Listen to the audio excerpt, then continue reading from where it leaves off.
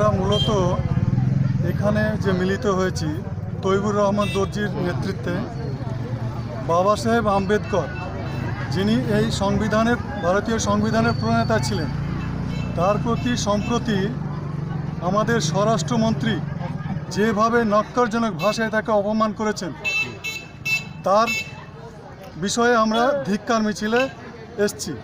এখানে তৈবুর রহমান দর্জি আমাদের স্থানীয় নেতা এবং আমাদের নেত্রী নন্দিতা চৌধুরী, সৈকত চৌধুরী এবং সর্বোচ্চ নেত্রী আমাদের মাননীয় মুখ্যমন্ত্রী মমতা ব্যানার্জির নেতৃত্বে আমরা উপস্থিত হয়েছি। প্রধান বক্তব্য হচ্ছে আমাদের কেন্দ্রে যে দলটা ক্ষমতায় আছে, এই দলটা প্রথমে ছিল স্বাধীনতার বিরোধী এবং বিশেষ করে দলিত শ্রেণীর বিরোধী। তো আমাদের সংবিধানের যে প্রণেতা ছিলেন ডক্টর বি.আর. আম্বেদকর, তিনি ছিলেন একটা দলিত শ্রেণীর মানুষ।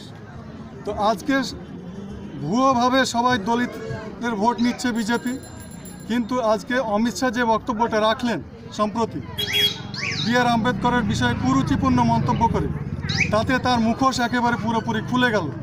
এই উদ্দেশ্যে আমরা ভারতীয় স্বরাষ্ট্রমন্ত্রীর পদত্যাগ দাবি করছি এবং তৈবুর রহমান দর্জির নেতৃত্বে আমরা একত্রিত হয়ে এখানে ধিক্কার মিছিলে অংশগ্রহণ করি। আমার নাম মোহাম্মদ মশিউদ্দৌলা, ডাক নাম দীপু মাস্টার।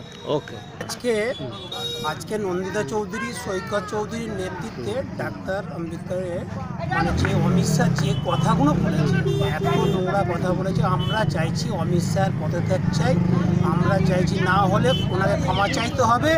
আমরা এই কারণেই আজকে ধিক্কার মিছিলটা করেছি। আমরা সকলের সহযোগিতা নিয়ে আজকে ধিক্কার মিছিলটা করেছি। আমরা নেতৃত্বেই আমাদের নন্দিতা চৌধুরীকে নেতৃত্বে আর সৈকত চৌধুরীর নেতৃত্বে আমরা 56 নম্বর ওয়ার্ড থেকে ধিক্কার মিছিলটা করেছি। আমরা অমিত শাহের পদত্যাগ চাই।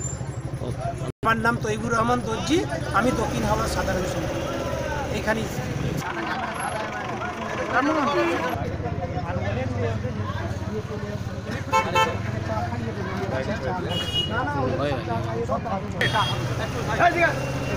লেগে আসুন ঠান্ডা ঠিক আছে।